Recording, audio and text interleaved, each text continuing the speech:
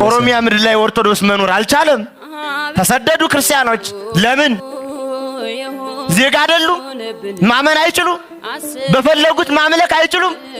የነፍጠኛ ታቦት ይውጣልን። ማን እንዴ ጎበዝ? ይቺ ቤተክርስቲያን በደሏ ምንድነው? እኛ ክርስቲያኖች ራሱ ምንድነው የበደልነው? ምንድነው የበደልነው?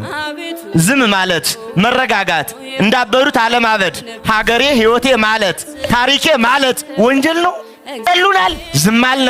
ያቃጥሉናል፣ ዝም አለ። ይፈጁናል፣ ዝም አለ። ያፈራቅሉናል፣ ዝም አለ።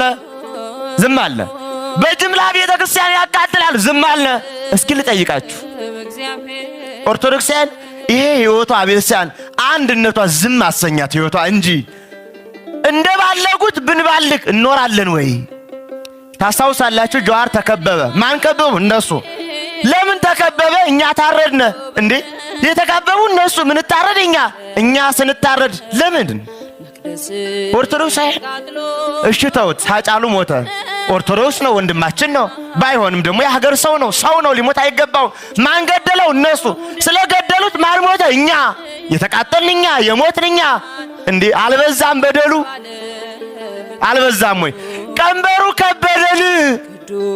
የወላይታ ሀገረ ስብከት ከአርሲ ኦርቶዶክሳውያን ጭፍጨፋ በታምር ተርፎ በወላይታ ሶዶ ክርስቲያን ሆስፒታል በሕክምና ላይ ለሚገኙ የ4 ዓመት ህፃን የመጀመሪያ ዙር የሕክምና ወጪ ማስፈጸሚያ የሚውል የ70,000 ብር የገንዘብ ድጋፍ ያደረጉ ሲሆን በብፁዕ አቡነ ይስሐቅ የተመራው የወላይታ ሀገረ ስብከት ልዑክ ህፃኑ ወደ ተኛበት ክርስቲያን ሆስፒታል በመጓዝ ቤተሰቡን በማጽናናትና ከዚህ በኋላ እነርሱ ላይ የሚደርሰው ማንኛውም አይነት ችግር ሀገረ ስብከቱ እንደሚወጣ ጭምር በማሳሰብ ተመልሰዋል።